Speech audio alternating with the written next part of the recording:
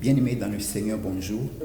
Je vous salue de la part de notre Seigneur Jésus-Christ et je lui rends grâce pour cette opportunité, cette possibilité qui me donne de pouvoir partager avec vous ce message qui pourra réconforter certaines personnes, ce message qui pourra apporter un plus dans la vie de certaines personnes et pour vous en particulier qui serez en train de les suivre. Je vais parler d'une personne, c'est la personne d'Abraham. Nous allons faire une fête autour de la personne d'Abraham. Nous allons faire une fête autour du Père de la foi. Et à travers ce message, nous allons faire un voyage. Nous allons rencontrer le Père de la foi. Et puis, il va nous faire part de son expérience, de ce qu'il a vécu dans son temps. Et aussi de tout ce qu'il peut nous donner comme conseil afin que nous puissions vivre aussi les choses que lui, il a vécues en marchant avec le Seigneur. Alors, le thème pour moi en ce jour est intitulé « À table avec Abraham ». À table avec Abraham. Les textes qui m'ont permis de m'inspirer se trouvent dans Matthieu chapitre 8, le verset 11, Matthieu chapitre 8, le verset 8 à 9, ainsi que le verset 13, Apocalypse 3, 20, Genèse chapitre 12, verset 1 à 2, Colossiens 2, verset 14 à 15, Deutéronome 18, verset 10 à 11, Apocalypse 5, le verset 9 à 10. Ce message est comme votre conversation avec Abraham et avec ses fils autour d'une table afin de découvrir le secret qui a fait la joie dans leur parcours.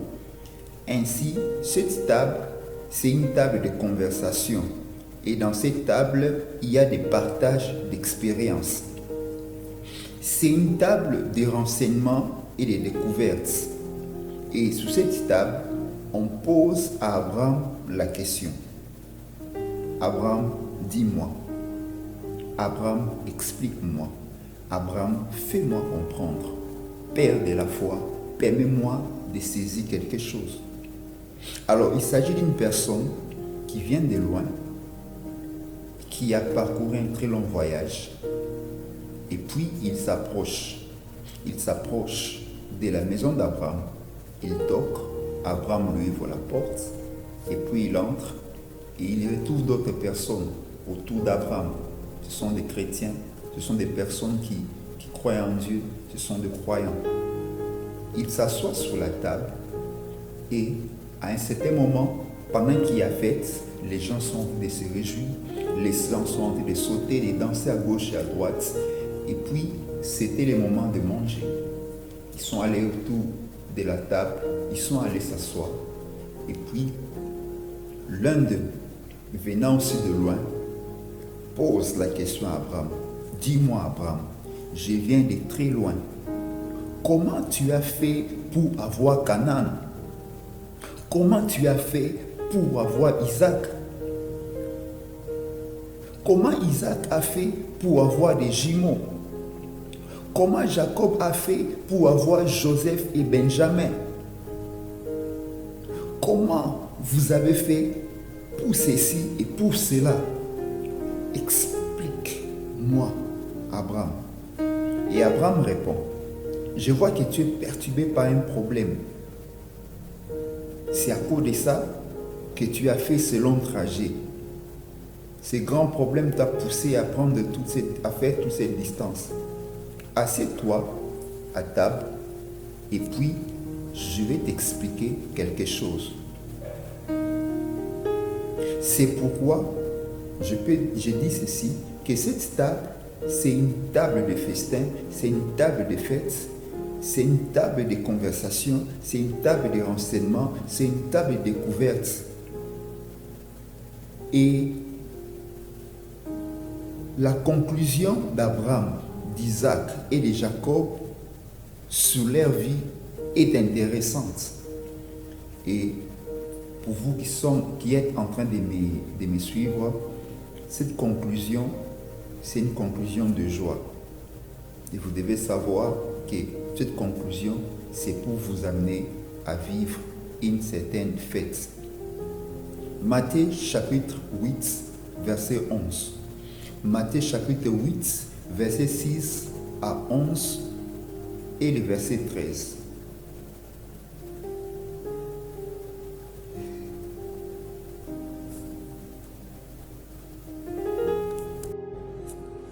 avant d'aller plus loin, j'aimerais que nous puissions comprendre ceci, que l'expression dit, ce n'est pas réciter, mais c'est communiquer. Ce n'est pas réciter une parole, mais c'est plutôt communiquer ce qui est dans la parole. Et on doit savoir que ce qui est dans la parole, c'est soit un esprit, soit une loi. Et devant une loi, il y a une attitude qui est entendue. Et l'attitude qui est entendue, c'est l'obéissance ou la soumission. Et devant un esprit, l'effet entendu, c'est le contrôle. Et vous devez savoir qu'à travers une parole, vous pouvez contrôler les mouvements et les agissements d'une personne ou de plusieurs personnes.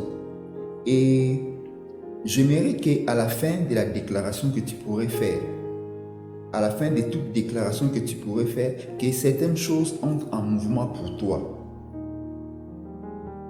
Que certaines choses entrent en mouvement pour toi. Si rien et personne n'a aucune intention de se souvenir de toi, déclare quelque chose et ces personnes se souviendront de toi. Alors, selon Matthieu 8, le verset 11, il est écrit « Or, je vous le déclare que plusieurs viendront de l'Orient et de l'Occident et seront à table avec Abraham, Isaac et Jacob dans le royaume des cieux. » C'est ça le thème de notre message. Je le répète encore.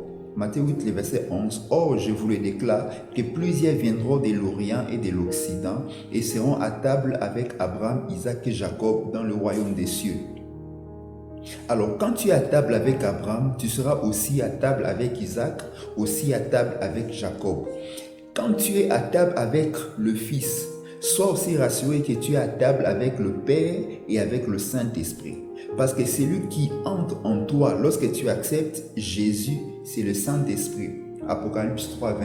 Je me tiens à la porte et je frappe. Si quelqu'un entend ma voix, m'ouvre la porte, j'entrerai chez lui, je serai avec lui. En réalité, c'est le Saint-Esprit qui entre.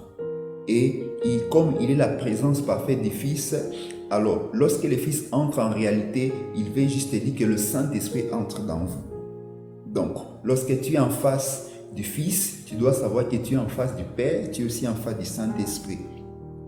Alors, Jésus demande qu'un homme aille vers Abraham pour comprendre certaines choses.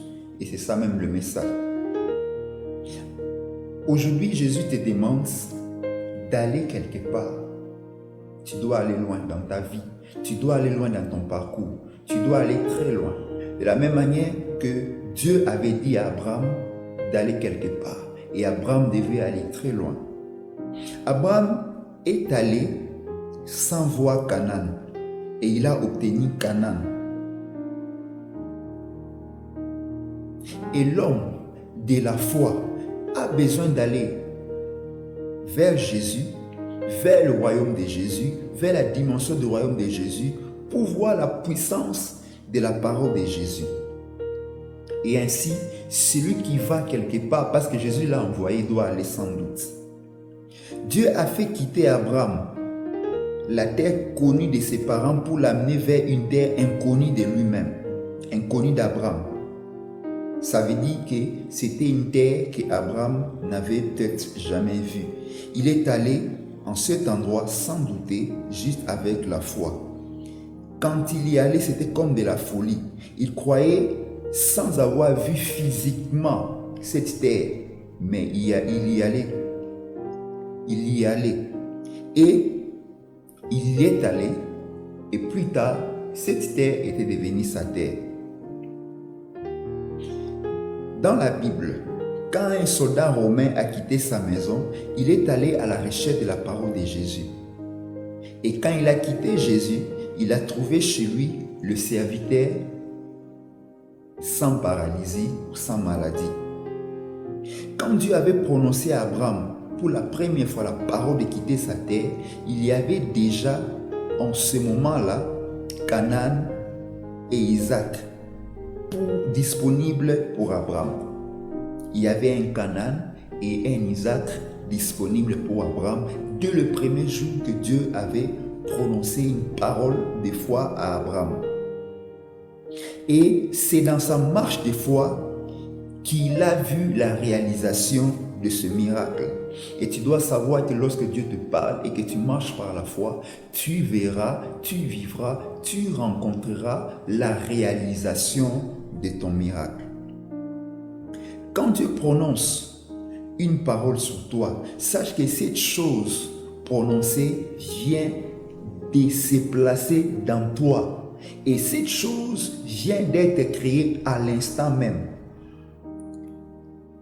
J'aimerais qu'on comprenne ceci. Quand Jésus a vu les figuiers et qu'il a prononcé une parole de sécheresse sur les figuiers, la sécheresse était arrivée à l'instant même que Jésus avait libéré la parole.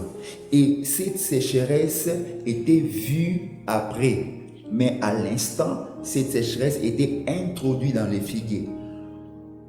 C'est pour dire qu'il y a quelque chose qui s'introduit dans toi lorsque tu reçois, lorsque tu écoutes la parole de Dieu. Quand Jésus a pris l'engagement de déclarer que tout est accompli, c'est en cet instant qu'il a tout créé pour toi. Et au même moment, tout de Satan a été détruit. Et j'aimerais que tu comprennes que ce sont les œuvres ou les attitudes de la foi qui permettent de défaire, de faire manifester le mystère, le mystère caché dans la parole de Dieu. Et cela fait que ce qui était caché dans la parole de Dieu devient réel et vivante. Ça veut dire que ça finit par se manifester. Donc, votre attitude de foi, ton attitude de foi est importante pour défaire le mystère, pour ouvrir le mystère, pour décortiquer les choses qui sont cachées dans le mystère. Jésus a donné une loi qui a annulé les lois du document de l'ennemi. Et ce qu'il avait déclaré, c'était la nouvelle disposition, alors qu'il était assis sur le trône de la croix avec une couronne de roi des Juifs sur sa tête. Parce que c'était un roi que les gens contemplaient. Il était juste à la cour du roi des Juifs lorsqu'il déclarait. Donc la scène de la croix, c'était juste une image de la cour du roi, et la croix était un trône sur lequel le roi des Juifs était assis. Colossiens 2, 14 à 15, selon la version Bible courante ou Bible expliquée, il est écrit: il a annulé les documents qui nous accusaient et qui nous étaient contraires par ses dispositions. Il a supprimé en les clouant à la croix. C'est ainsi que Dieu a désarmé les autorités et pouvoirs spirituels. Il les a donnés publiquement en spectacle en les amenant comme prisonniers dans le cortège triomphal de son Fils. Alors, quand Dieu dit que tu es riche, c'est que tu es déjà riche. Quand il dit que tu es guéri, c'est que tu es déjà guéri. Ne cherche pas à être ce que Dieu dit que tu es, mais sois ce que Dieu dit que tu es. Ne cherche pas à être ce que tu es déjà, exprime ce que tu es. Tu es sous la même table qu'avec Abraham, Isaac et Jacob, ainsi que tous les riches de Dieu. À vrai dire, c'est la même table, c'est sur la même table. Alors, sur une même table, les riches traitent des affaires. Et dans le monde des affaires, il y a échange de mots. Échange de mots ou échange de paroles. Ou même échange de lois. Ou même échange des esprits. Parce que les mots sont des paroles, les paroles sont des lois et les lois sont des esprits. Les paroles sont aussi des esprits. Et le Seigneur Jésus-Christ avait dit que ma parole est esprit et vie. Ça veut dire que dans ma parole, il y a un esprit. Donc, lorsqu'il y a une conversation, il y a aussi échange de lois, il y a aussi échange d'esprit. Abraham étant le père de la foi, à un certain moment, après avoir écouté ce qui s'est dit sous cette table de fête, il récupère un paquet qui était en dessous de sa table, alors que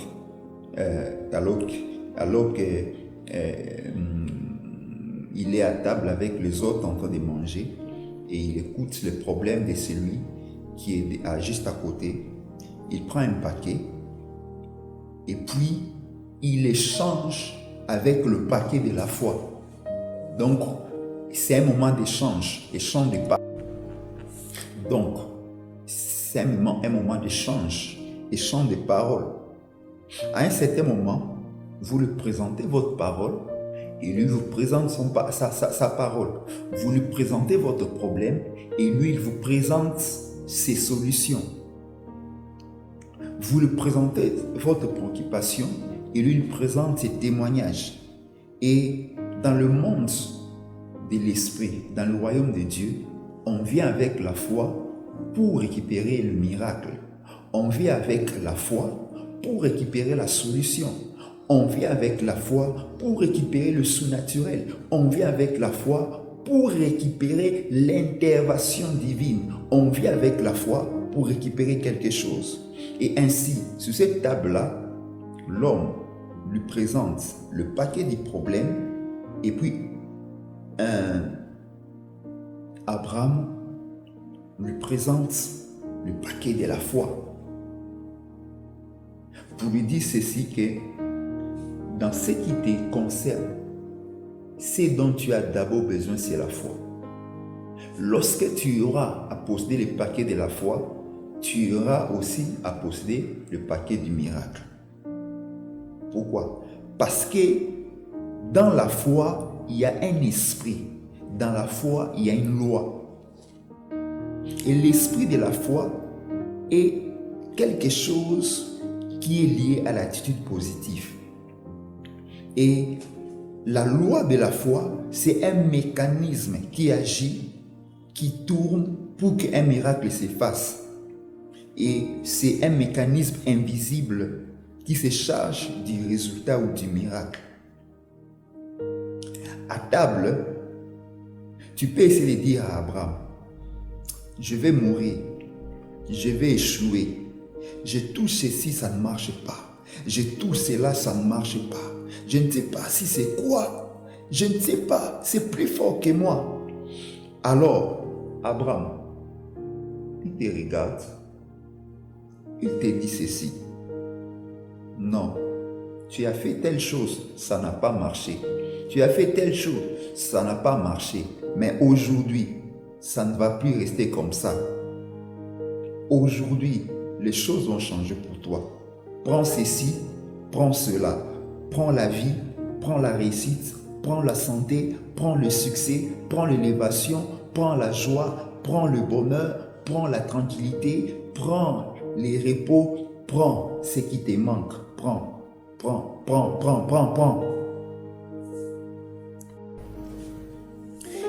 Et en ce moment, il y a un échange qui se passe. Parce que dans la foi, il y a tout. Tous les miracles. La foi, c'est un paquet du miracle. Donc, cet échange, c'est un échange entre esprits. C'est un esprit contre un esprit. C'est une loi contre une loi. L'esprit d'échec est échangé par l'esprit de la réussite. L'esprit de doute est remplacé par l'esprit de la confiance. L'esprit de peur ou de peur, de limitation est remplacé par l'esprit d'abondance. L'esprit de peur est échangé par l'esprit d'audace. L'esprit des maladies est remplacé par l'esprit de la santé. L'esprit démoniaque est échangé par le Saint-Esprit. L'envoûtement est échangé par la plénitude du Saint-Esprit. La malédiction est échangée par la bénédiction. La pauvreté est échangée par la prospérité. La mort est échangée par la vie. La honte est échangée par l'honneur, par la joie, par la considération, par la confiance. Les lois des familles, les lois des coutumes sont échangées par les lois du royaume de Dieu. Seul un esprit peut chasser un autre esprit. Seule une loi peut effacer une autre loi. Et ainsi, pendant les moments d'échange, il y a des choses qui sont chassées de ta vie pour donner place à de nouvelles choses. Alors, si la parole de Dieu entre dans ton esprit, tu peux déloger l'esprit qui te contrôle depuis ton corps. Matthieu 8, le verset 16. Et quand la parole entre, elle prend contrôle de ton esprit, elle chasse les démons qui sont dans ton corps. Si le blocage d'une situation est lié à un esprit, si l'accomplissement d'une chose est lié à un esprit, dès que cet esprit part, alors tu as l'effet vert. Il y a beaucoup de mauvaises choses qui se sont accomplies en termes de blocage.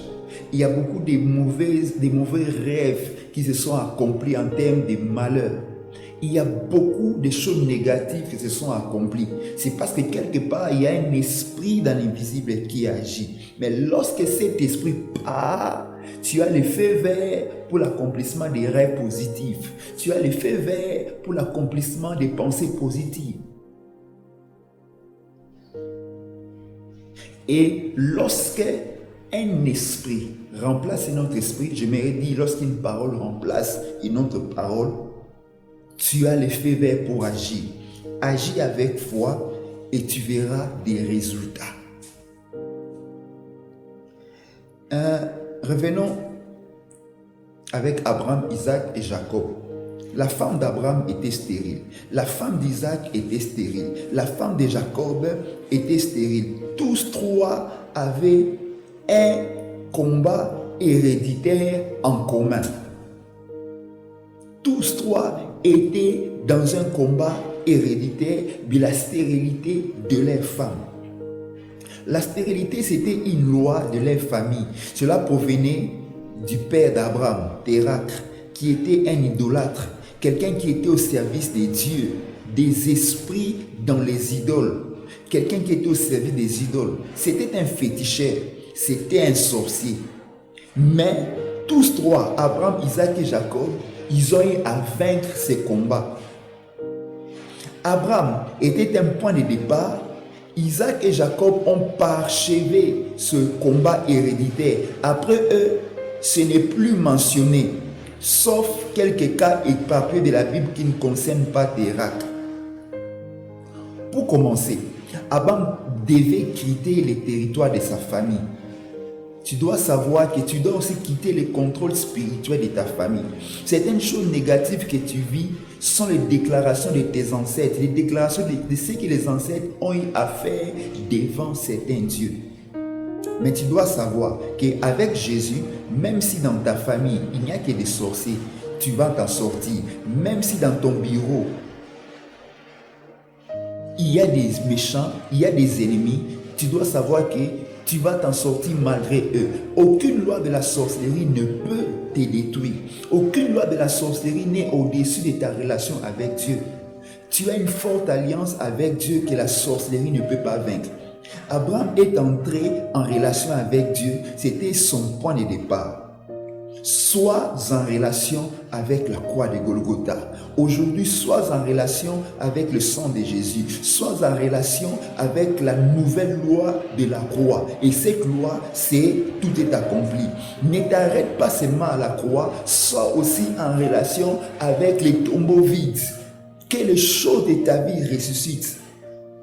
Deutéronome 18, 10 à 11 nous dit ceci. Quand qu'on trouve chez toi personne qui fasse passer par le feu son fils ou sa fille, qui s'adonne à la divination, aux augures, aux superstitions et aux enchantements, qui ait recours aux charmes, qui consulte les évocateurs et les sorciers, qui interrogent les morts.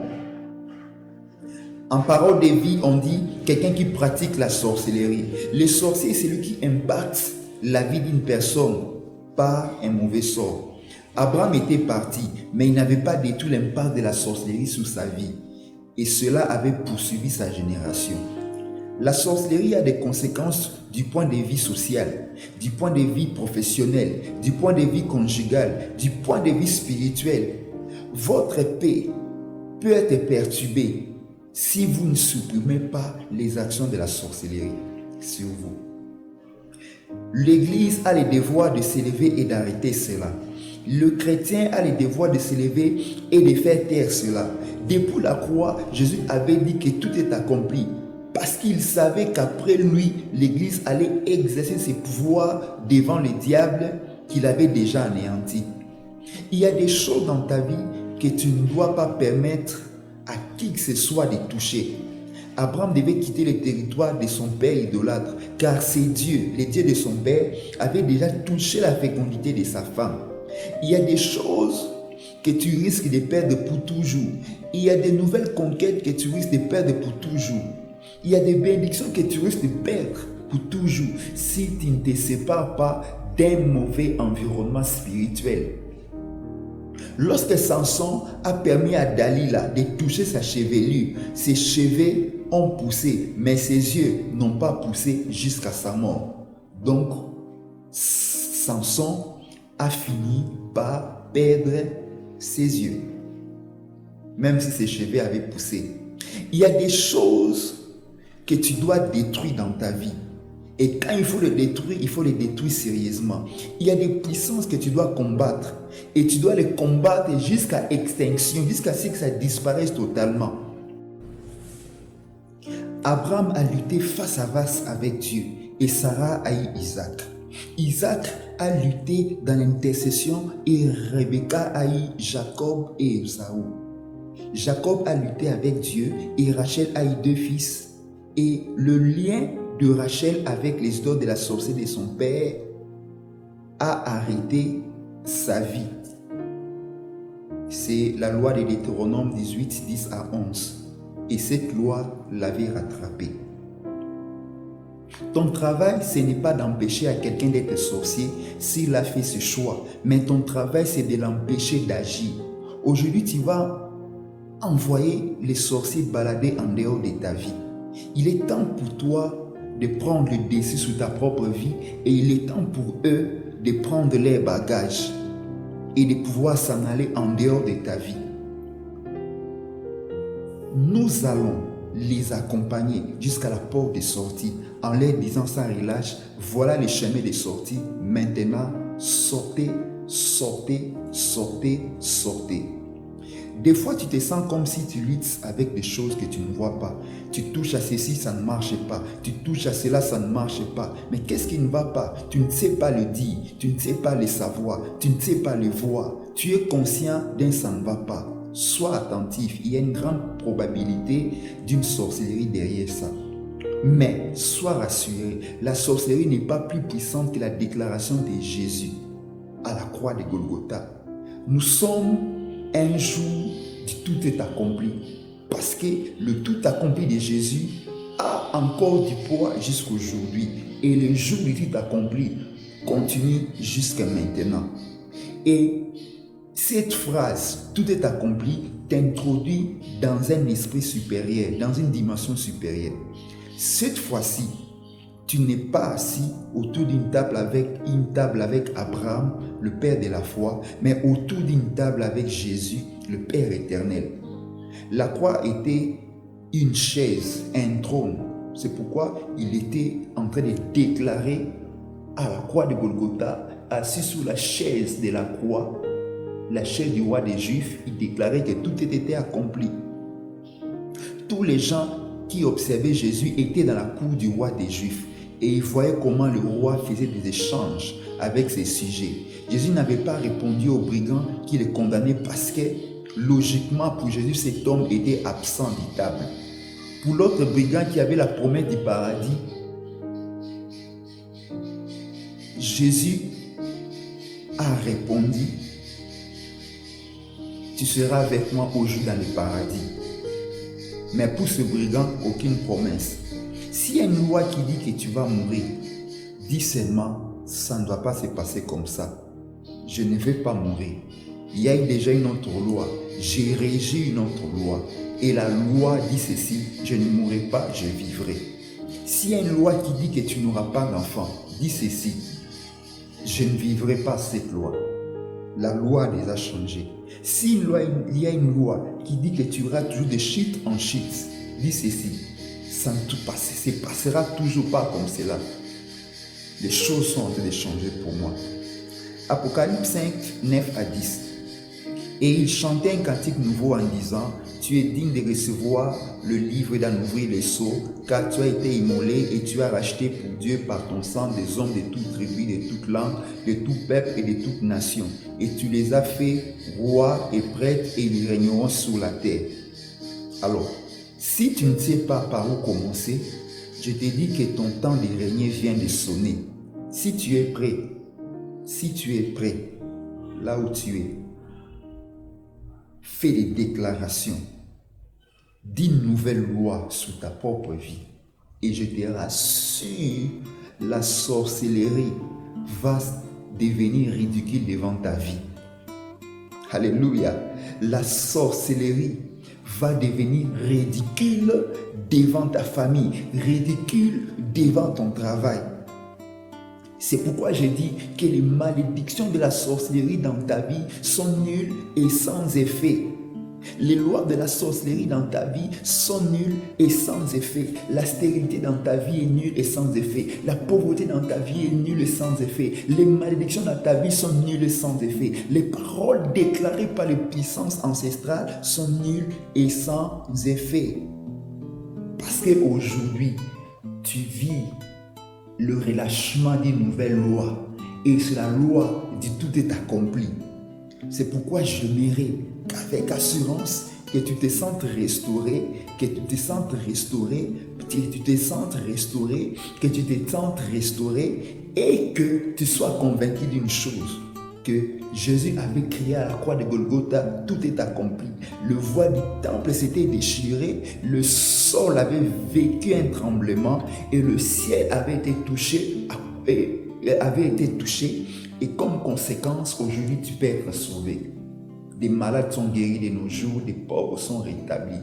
Alors, quel que soit ton problème, si Abraham a vaincu la stérilité, si Isaac a vaincu la stérilité et si Jacob a vaincu la stérilité, et chacun dans son ménage, dans son couple, sache que tu es capable de vaincre toute infertilité dans ta vie, toute stérilité dans ta vie spirituelle, tout blocage dans ton parcours matériel. Tu es capable de vaincre les démons, les géants, les idoles, les puissances ancestrales. Tu es capable de vaincre les lois dans cette nation, les lois dans ce monde, les lois dans ce pays, les lois dans cet environnement. Tu es capable de vaincre. Sois sûr d'une chose, que le sang de Jésus a vaincu pour les hommes de toute tribu, de toute langue. Le sang de Jésus a vaincu pour toi. Alors, sois dans la joie et la confiance. Dieu a agi et il continue à agir pour toi. Que le Seigneur te bénisse et vis ton miracle à l'écoute de cette déclaration. Quel que soit ton problème, que ce soit un problème dans le travail, un problème dans le mariage, un problème dans les activités, un problème dans les ministères, un problème dans la société, sache que le Seigneur est en train d'agir. Et je le déclare au nom de Jésus, que quel que soit ton problème, un miracle est en train de te localiser et la victoire t'est accordée dans les noms puissants de Jésus. J'ai ainsi déclaré. Amen. Que le Seigneur vous bénisse. C'était Aubin Mousoubao.